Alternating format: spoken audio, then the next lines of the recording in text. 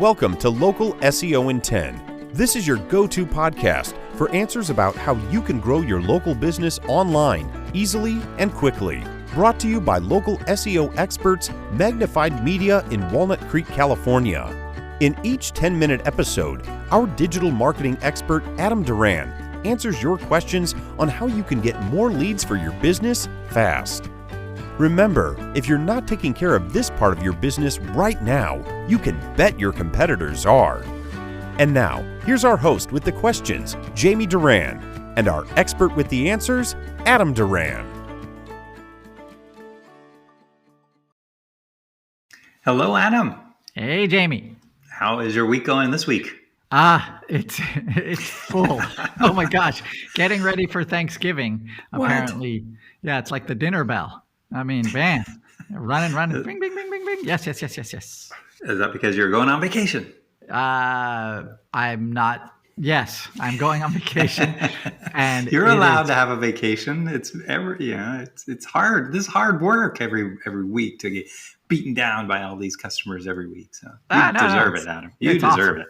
Thank you. Especially all your CBD stores. It's the it's the three most dangerous words in the English language, Jamie.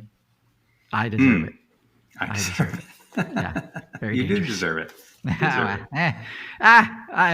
My job's easy. It's fine. No big deal. I'm not digging ditches. Thank goodness. All right. Today's podcast episode, I wanted to discuss, actually, a friend of ours is going to be opening up a satellite office for her business. And she was asking what's the process? What should she be aware of? Because she wants to make sure that new business can rank in that neighboring city. And what are the steps that I recommend for doing that? So I thought that'd be a great podcast a great subject for a podcast like this one. All right. Is her company SpaceX? No, it's not.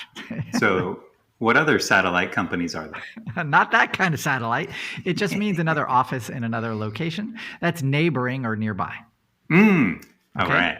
Got it. A lot of times what can happen if you open up, if you just go to Google and you're going to open up another office, you click on that and you say open up another office. One thing you want to be really careful of is when you are given the option for service area. So you have your original office, and in that Google listing, there's an option for service area.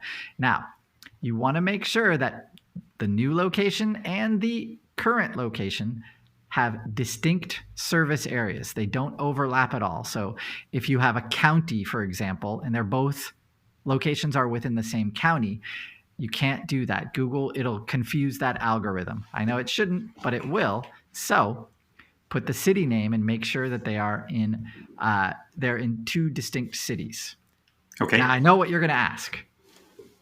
What if it's a large city and it's still two locations within one city?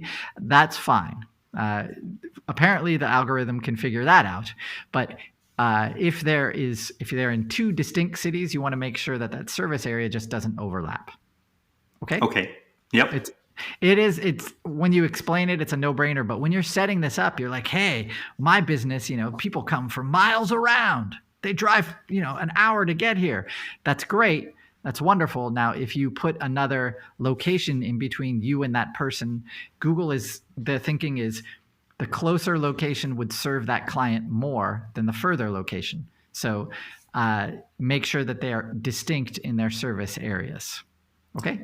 Yep. I wish I have a time machine. I could fast forward 20 years in the future that Google would not be confused by easy things like this. But go ahead. No. All right. Next one. Make sure that you have a different phone number for that new location. Don't put an 800 number that rings to the main location. You want to have a distinct or different phone number within that area code. Right? You don't want to have a separate an area code that's far away. You can just get a Google Voice number if you need to and have it forward to the main office, or you could just have another phone set up there. So Make sure it's a separate phone number. Can it be a mobile phone or internet phone? Yeah, you can, like I said, a Google Voice number is fine. You just want to make sure that it's different. So the reason for that is when other websites start picking up this new location, any kind of information that is the same on both of those websites, like it's a directory listing like YP or something like that, basically it can, if it's the same information, they can cancel each other out. And so that work that you've done to have both of those YP pages built or whatever, it can get wasted. Google will ignore them because it's confusing. So every location has distinct information that doesn't overlap. Okay. Especially in the name. We've done the podcasts on the NAP, right, Jamie? The name, and you always said the phone number needs to be the same. Yeah. Now you're telling us different. Now you need 2 NAPs. No. Yeah, you need 2 NAPs for 2 locations. You need 1 NAP for 1 location. Thank you. All right. The other one you want to do is you want to, on your website, you have to go back to your website and have a distinct location page. So that location page, it can be similar to your other location page on your website. Now, a lot of businesses just have their Google listing connect to their home page. You don't want that. It's best practice to create a location page and then connect that Google listing to that specific location page for that city, for that location. All right. In that location page, you want to have information about that city, about that area, a map, stuff like that to your location, things that are really important for a potential customer to see, but also reinforce that you are present in that city for that algorithm to check. Okay. So very, very important to have that kind of information. Also, moving forward, this is going to be the place where if you've written an article on your blog about that city or a park in that city or an event in that city, that link to that article that you wrote is going to go on that location page.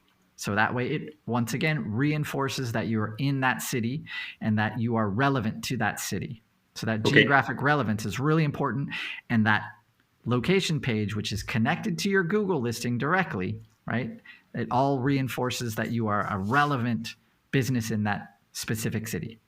Sure. All right. That all makes sense. Yeah, it does make sense when I explain it. Definitely, I like that. But when you're in this situation, you're doing 1,000 things, so it can get a little overwhelming. So we want to make sure that these are the easy ones so that way we're not confusing that algorithm. Okay. All right. Yep. All right. The other one, of course, you're going to build that Google listing just like you did for your original location. Add your services, photos, make sure that it's a real location and not just some guy's house that you paid, make sure that customers can actually go there, that it's open, it has signage, super important for that because you're going to need to take photos of those and put them up on that Google listing. Okay. All right. Lastly, go to Yelp, make a location-specific Yelp page. You want to go on different sites like Yelp, any place that's specific to your industry that allows you to create separate locations. You want to do that. So LinkedIn does, Houzz, Angie's List. These are the other places. Yelp definitely. And once you do that, you're going to have to populate those listings if they allow reviews. To get reviews, you're going to have to start getting reviews for all of those places on your Google listing, of course, and that new Yelp listing. So, yep, that's quite a process. Yeah. So, but the first few that I went through today, this is the foundation. And if you mess this up, you will mess up the ranking for that business. And you can recover from it, but you're at that you're at that grand opening of that location. You want to do it right. So. Yep. From the beginning, that way you don't have to pay somebody to go back and fix all this stuff. If it's done correctly from the beginning, then it's smooth sailing. I've seen this. I've seen businesses rank within a week when we do this. If it's done correctly from the beginning, basically the search grid showing their visibility in that location goes from red, which means not found at all, to all green, which means they're in the top 3 places all over the city for that new location within a week of doing all this work. And that's what you want, right? So you want to take over. And so basically the reputation that you've built with your home location, that can be leveraged to your new location. So that way it can really help benefit both places. Yeah. Sounds, yeah. All right. Any questions?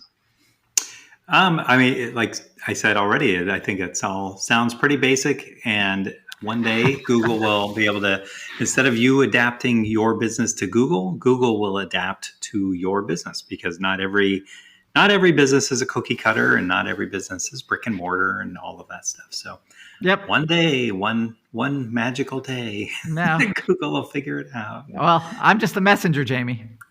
Well, and it's also interesting, you say it's algorithm, just like Yelp says they have their own algorithm. Yeah. I'm guessing there's a couple people that are algorithm that make that decision. Not and for this. Manually manually flag all this stuff. So that's something. That's a lot of power for one person. That is, but if it's nameless, anyway. So calling you out, Jamie's Google. Conspiracy theory next time on Local SEO in 10. Let's see if the algorithm will respond. All right, that's all I got. Okay, sounds good.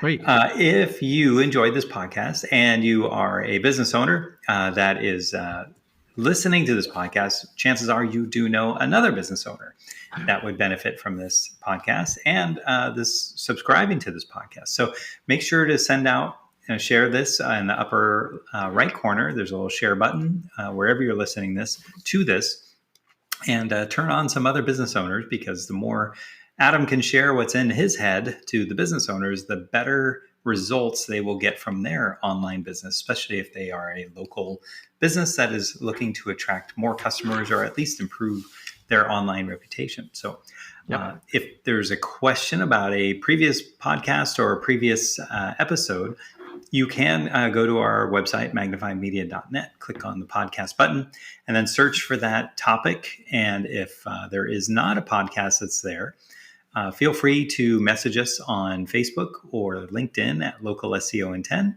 and we will try to get to it in a future podcast. That's all for now. Thanks for listening to this episode of Local SEO in 10 with Google local marketing expert Adam Duran. Join us each week for answers to your questions on how to best harness the power of the internet to grow your business. Speaking of questions, got some? Message us through our Facebook page, Local SEO in 10, and we'll be sure to give you your answer on an upcoming episode.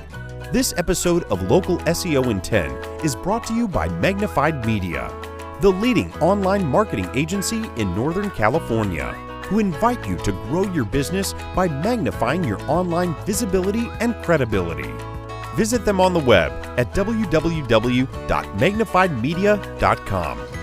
Magnify your business, magnify your profits.